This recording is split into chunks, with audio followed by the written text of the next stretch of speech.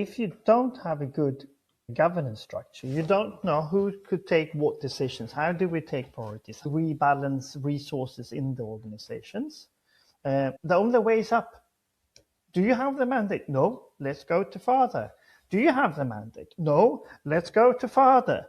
Do you have the mandate? And suddenly you are very high up in the organization. And the problem actually is that if you have to escalate everything to the top management all the time, they don't have the bandwidth to actually manage this.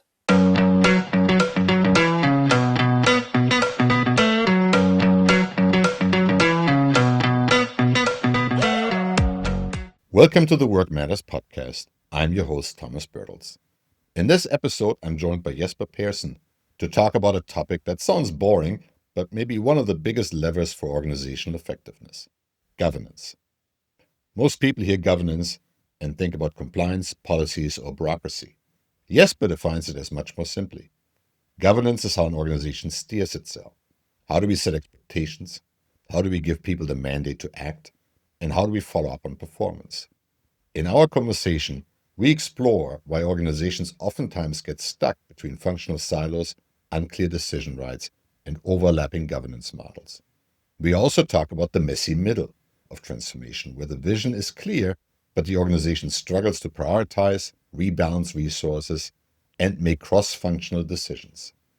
Jesper brings a practical and refreshing perspective on how better governance can unlock effectiveness without adding more bureaucracy. I hope you enjoy this conversation, and if you do, please don't forget to like, subscribe, and share. Jesper, welcome to the Work Matters podcast. Thank you very much, Thomas. Looking forward to this. Same here. We've been planning this conversation for a while, and what we want to talk about is governance and effectiveness. Those two words don't normally go together. When I think of governance, I think about compliance, I think about structure. How did you end up being interested in this topic? How on earth do you get passionate about governance? When I describe this, I usually start with talking about Tetra Pak and how I was once employed to run unusual projects. Tetra Pak, it's a global company in the packaging industry. So coming in there and having as a title project manager for unusual projects, that was not what it said, but that was the intention of it. When I look back to it, it was very often about cross-functional effectiveness. And when you start to drill down to say, what's the problem? Why do we get cross-functional effectiveness problems? 9 out of 10 times it was about governance. How do we prioritize? How do we deal with resources and so forth across these functions? That was probably the moment for me from seeing this as something really utterly boring, policies and so forth, to be a competitive advantage in driving performance. So after 15 years at Tetra Pak, I left, and since then I've been helping companies with these sort of problems. And interestingly, no matter where I go, I've actually had one project with the UN, one of the organizations there. I've been to EU, I've been to bank. I've been to so many different businesses and areas. And these problems always surface and they look very much the same. That's a bit of my background to this. So let's unpack that a little bit.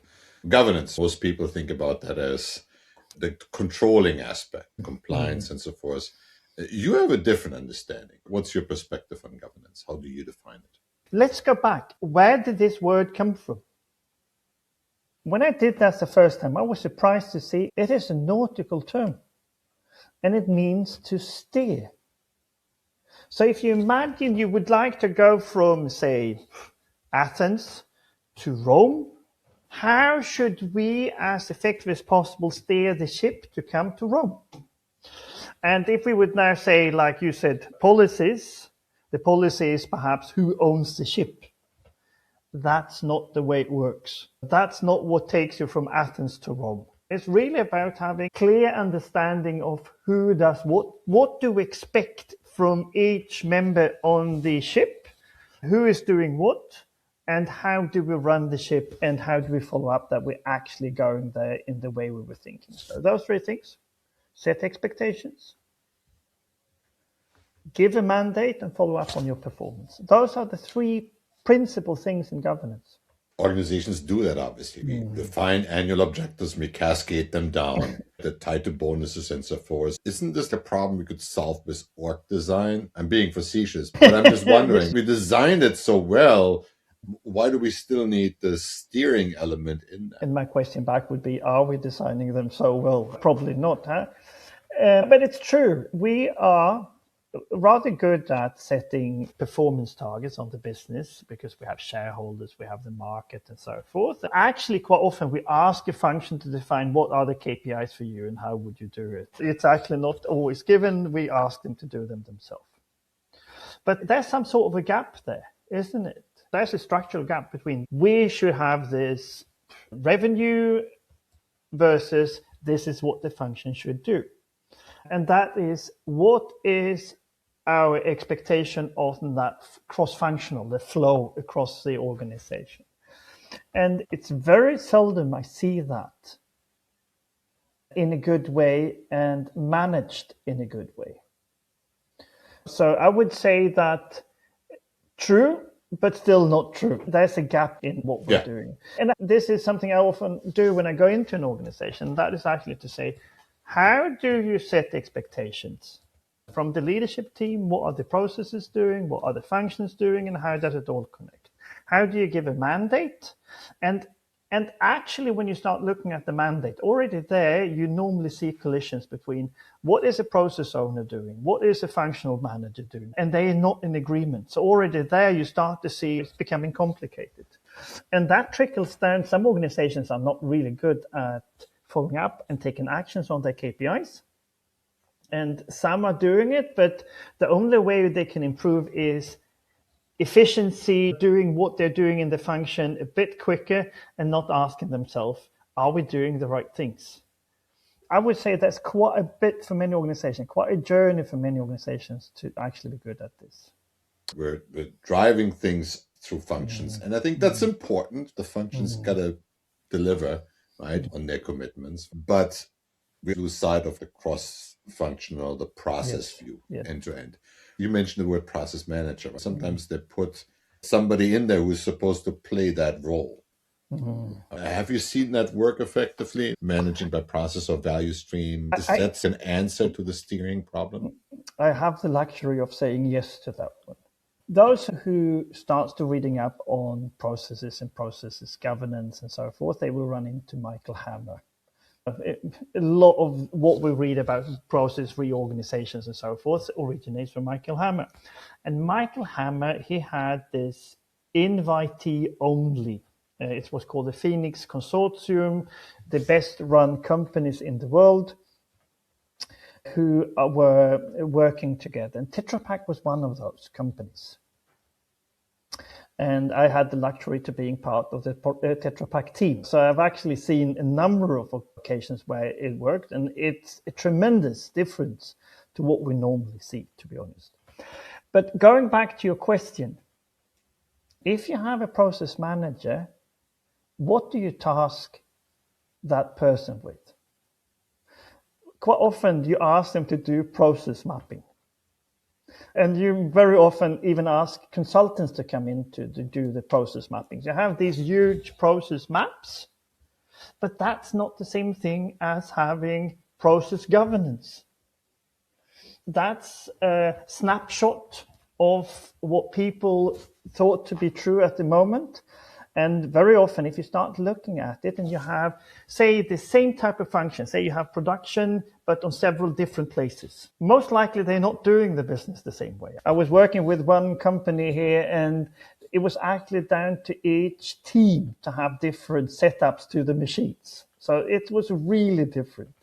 And then if you have a team starting to do process mapping, what happens? They try to fit it in, and then you have a paper which is a virtual description of this, but that's not the same thing as process governance, running by processes. And if you try to implement those processes and saying, let's harmonize this, let's do it like this, very often you would see that the functional managers say, no, this will impact our performance. And then you have functions winning over processes. So we're operating in functions because that's how things started out. Mm-hmm. And that structure converges at the top of the organization. But from a governance perspective, one probably can also overdo it. Everything has to be escalated. That's probably also not what we're talking about. Definitely not. If you don't have a good governance structure, you don't know who could take what decisions. How do we take priorities? How do we balance resources in the organizations? The only way is up.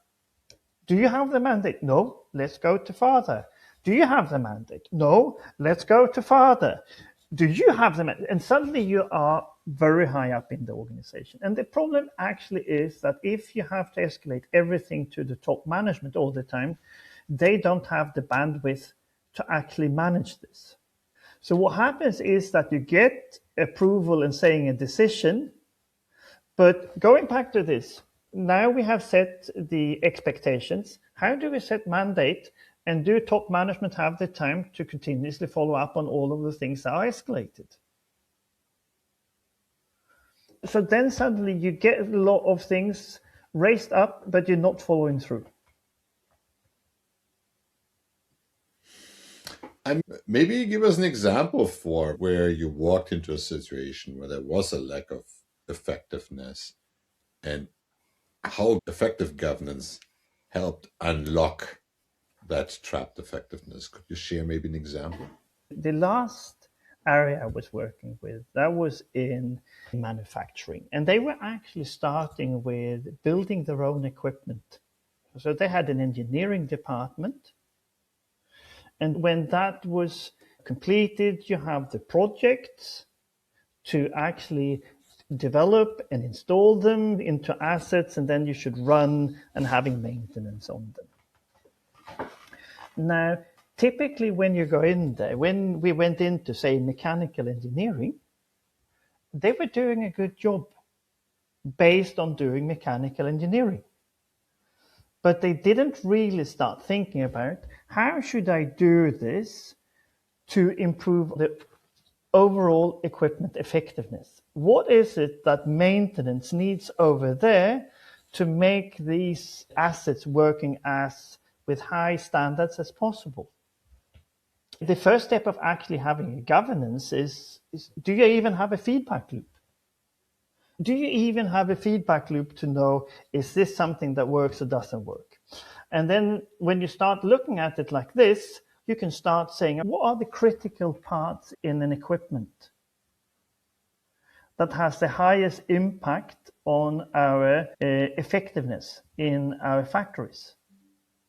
And that is really something you can sort out with the governance. Setting expectations, mandate, follow up. I would imagine that in an ideal world, there are cultural norms that encourage people to look at this from an enterprise perspective versus just a narrow functional lens. So that maybe that steering only needs to come into play when there are conflicts that can't be resolved. It's really just like a trade-off that you have to make. Are we going to prioritize uptime? Are we going to prioritize A versus? Let me ask you this. If you have weak governance in this, what is the culture you build in the company? If you have weak governance, assuming lack thereof means weak governance, I think the culture you build could be anything from anarchy. Everybody reinvents the wheel, creates their own processes, duplicates things, shadow IT, these things. Yes. Everybody spends all their budget without necessarily driving the performance you're looking for. You have a negative impact on your culture. People become more siloed. You don't have the arena for it. And if you don't have the arena for it, the attention that we need to improve on something, it's not there. The effort is humongous.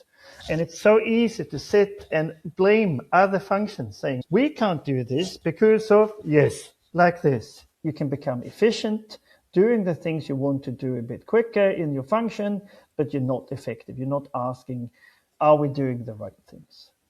And what's worse is if you live under those circumstances for too long, you start to normalize it.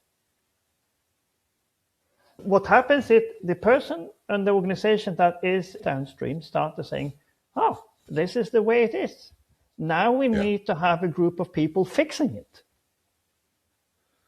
And then if you link that to saying, well, the size of my organization is also an indication of how strong my position is as a leader, not necessarily do I want to take that away.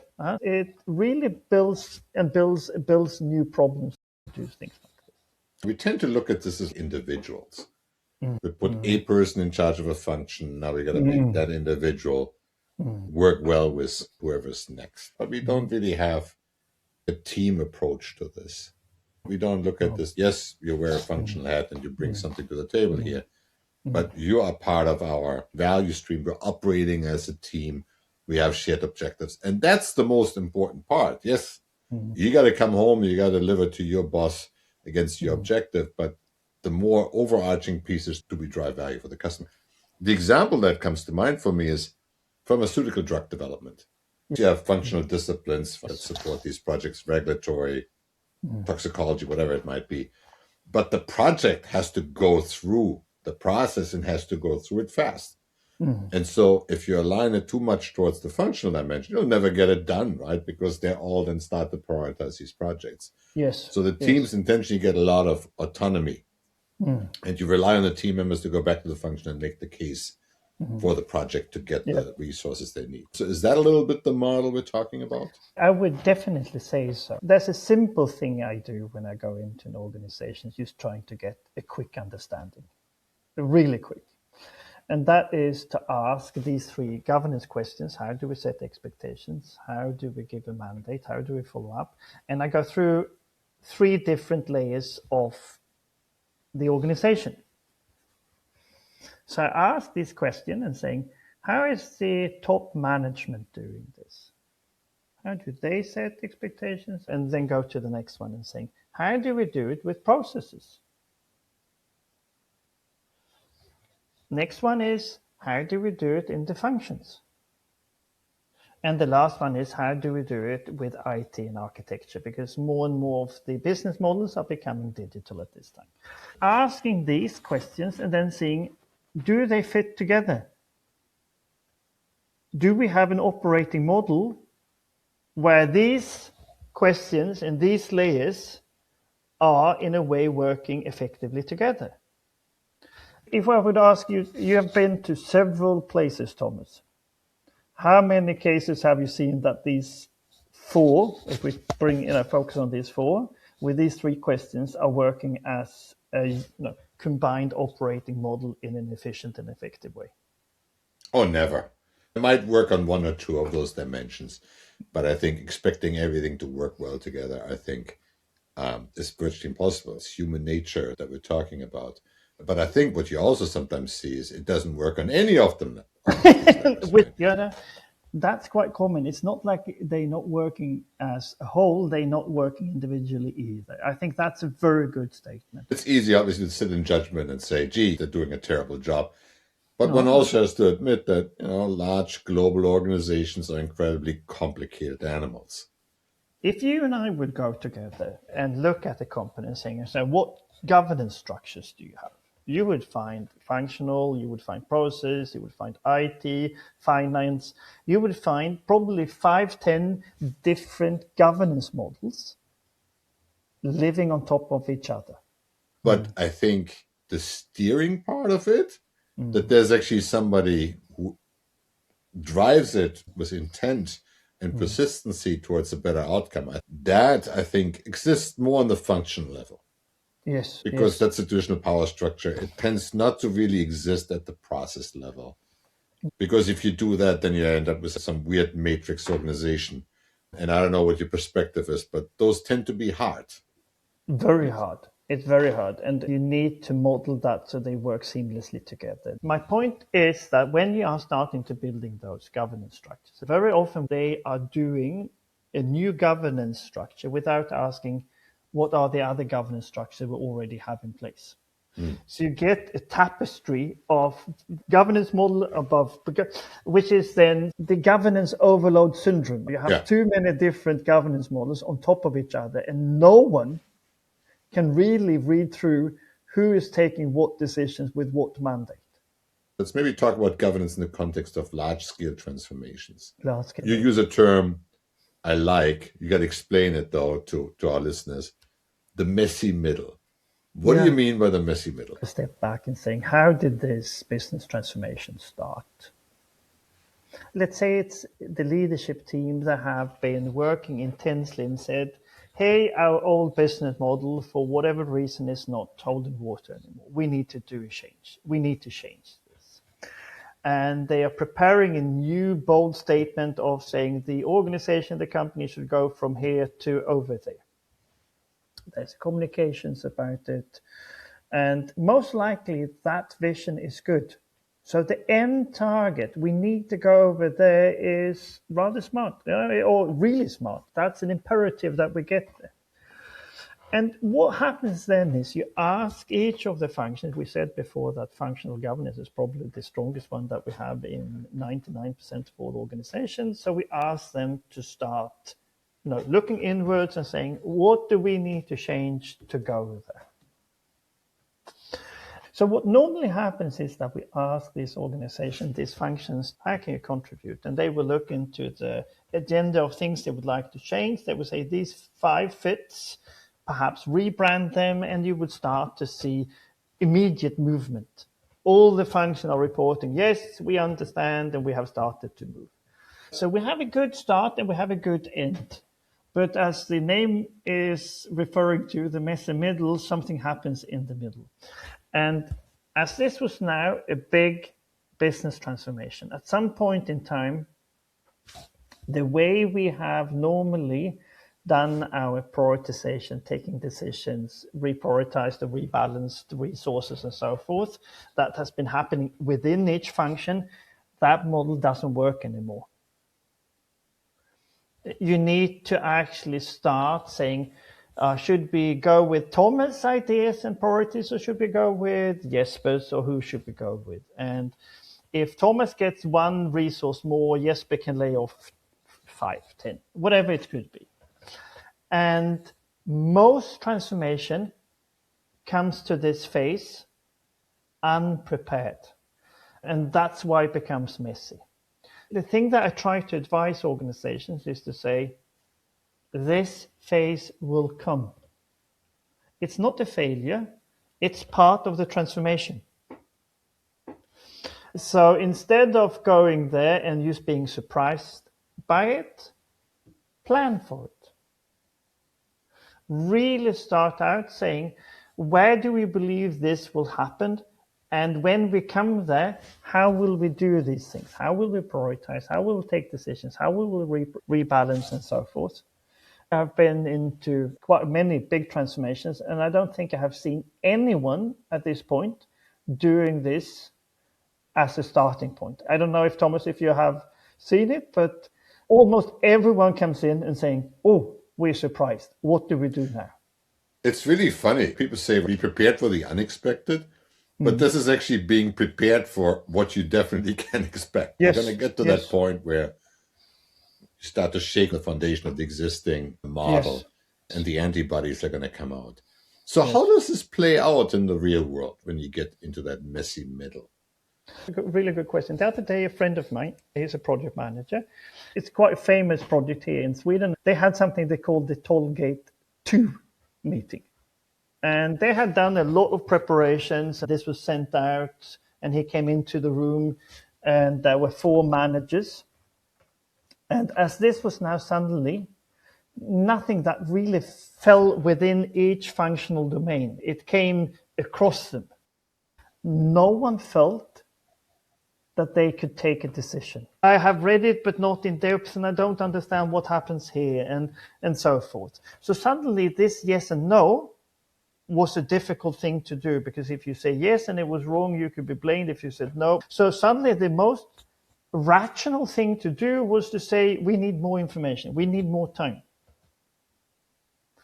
And so instead of actually moving the project forward, you came into an undefined area of, let's look into this a bit more. If we, on the other hand, would have prepared for it, we would have most likely sat down and said, we will have these 4 managers, we will need to take these decisions. How should we do it? And then prepped all of that structure before we came to this, because that was probably one element of a larger program. And I would assume that they had perhaps 5 or 10 more project managers coming in with similar aspects, and the same result would come out. The good news is we can probably anticipate when that happens and prepare for that to avoid that people get stuck and trapped in this and just spin their wheels. That's really good advice. But in general, I find that most leaders, when they talk about effectiveness, they don't go to governance. They go to technology, they go to process. How can leaders figure out if governance is a problem/opportunity for them? What are some of the questions they should ask? Where should they look? How do I see if this is something that I need to work on? I think that's a brilliant question. Let's go back. Let's stop saying governance for a moment. If I would say, does the way you steer your company have an impact on your performance, on your effectiveness? You would say yes, huh? No, of course. Huh? So why is it then that we need to ask the question, does governance have an impact? Well, of course it has. So why do we hesitate? Why do we ask the question you just asked? And I think this goes back to when we started this podcast and you said, most people think that governance is something that it isn't. If we are saying governance equals structures, stupid policies, then there's no link. Then there's actually no link, and I would say don't do it. But if we go back to what the word really means, how do we steer the organization? Most likely you would say, yes, of course. And I think that's the element that's missing. We have forgotten what the word means and replaced it with policy documents and boring structures. That's the first thing. And then I would probably do exactly what I said before. I would do this. It's in half an hour, maximum an hours to say leadership, processes, function, IT. How do we set expectations? How do we set the mandate? How do we follow up on performance? And does it work together? If it doesn't, you know you will have effectiveness problems. You convinced me that governance is not something to be scared about. It's actually critical to unlock organizational effectiveness. We can get efficiencies within a functional model. We can't really get effectiveness with a functional model, or it's unlikely. Obviously important as I look at transformation because, again, at some point there are choices to be made. You got to make some decisions. Just as a fork in the road comes up, just keep going straight is not an option. I love the simplicity, how you look at it, and the hierarchy that you laid out, how to ask those questions. I'm sold. Governance is very important. It's not about bureaucracy. It's about driving the bus, and it's critical that leaders think about this. What's the work that you do? How do you help leaders get their arms around that? What kind of help do you provide? The first one is actually to get an organization to understand this as a topic. So education. Education. Aware. Very often it's about education. It's really about, do we have a problem? Do we have an issue? The messy middle you mentioned, when we released that article, and it's on LinkedIn, I remember it took like 20 minutes. And then the first organization reached out and said, do you know what? We're in a leadership crisis meeting, and this article showcased why we are here. From that perspective, if you are in the messy middle, you will recognize yourself really quick. Then you have an issue, you want to solve it. But when you go to an organization that works quite well and you start saying, have you thought about this? It's quite a learning curve. There was one organization, we were discussing this with different members for 2 years. We got some passionate about it, but when they went upwards, they didn't see it and so forth. So that took a bit of a longer time. So that's the first thing, really getting people to put some attentions to this. And what quite oftenly happens is that if you don't have attention to it, you have an organization that starts to compensate. Let's make this really, really simple now. So if you don't have processes in place and you have several similar functions in different places, they will come to the same problems and they will start to solve them differently. So you will start to have mushrooming in the organization. And then that trickles down to IT, and then they will have a tremendously difficult IT landscape to manage, and they will say, no, this doesn't work. So shadow IT would be one of the signals that tells you there's compensation going on, there's a lack of steering. Yes. When we go into organization and help them, it's to educate, it is to visualize where do you have the problems, where are the weak spots, how do you fix them. Sometimes really to bring in the big governance model that you eventually need, that will take too long. So what are the quick fixes that we can do with feedback loops and so forth to get this to work a bit quicker? And then you start modeling this. And the interesting thing is, you said, oh, this is complicated. It's actually not. I would say it's more complicated to have overlapping governance model that no one's understand than having a coherent model and being able to say, does this work or what do we need to change? People want to have their cake and eat it too. Yes. Right? I think people say, yes, I want process effectiveness, and so I'll put the framework in to drive that, but I'm not willing to give up on the functional control that I have, for example. No. Is that one of the impediments? I mean, there is a price to be paid. It is, with the danger of we open up another Pandora's box when we ask that question. There are solutions to do that, because most functions will understand, if you go to them, that we can't be totally unique in our way of doing the same business. So the problem is sometimes when you see organizations saying we are totally decentralized or we're totally centralized. There's no in between. And that was something that we realized, and we started to say, can we change that way of looking at things? So we developed something we called the balanced centralization. And balanced centralization is saying, what is the minimum things that we would like to do the same way? And what is then the arena for you to develop your local things? How do we agree on this?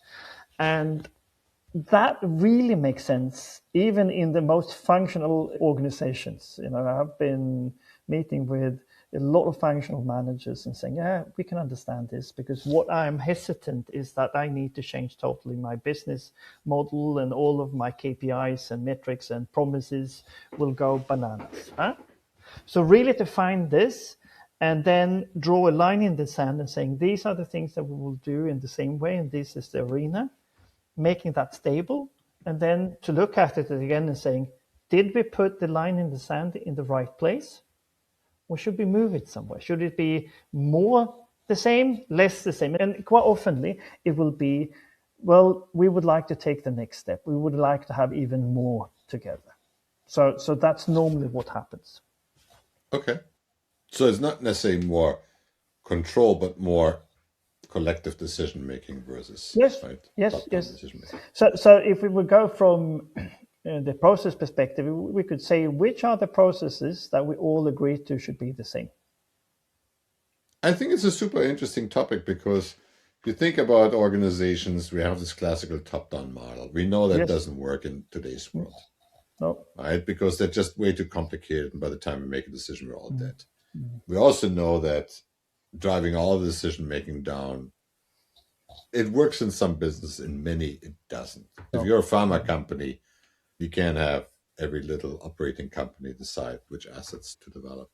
I think the reality is that it got to be somewhere in the middle, but you got to have a language, a framework for, again, how to do it, understanding it, optimizing it. I love your minimalistic approach to say, like, what's the bare minimum we can agree on that should be done together, and then try it out and work from there and ease your way into that.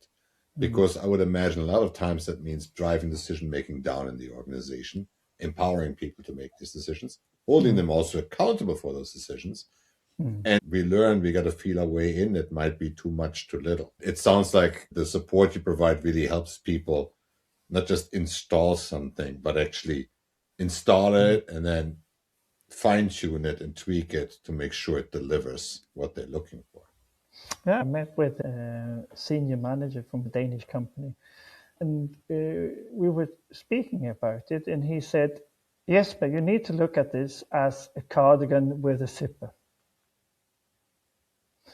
So we can't merge everything at the same time, but we can take it step by step. And balance centralizations is a way to manage that. And not necessarily do you want to close your zipper all the way up, because it doesn't make sense. So how do you know how far you should take it? How do you govern that? And how do you work with that? That was the idea of balance centralization. Listen, we talked a number of times, and every single time I talk to you, I learn something new. So first of all, I appreciate your generosity. And secondly, I think this was a really interesting conversation because I think a lot of people just look at governance as it's the last topic we want to talk about. Maybe this podcast changed that a little bit. We'll put a link to your website as well as to that article on the messy middle that you mentioned into the show notes. I highly encourage people to check that out. And in the meantime, thank you so much for coming on the show. It was a real pleasure. Really a pleasure, Thomas. Big thank you for allowing me to come on board. We hope you enjoyed this discussion. If you did, be sure to subscribe, like, share, or comment. Until next time, let's make work matter.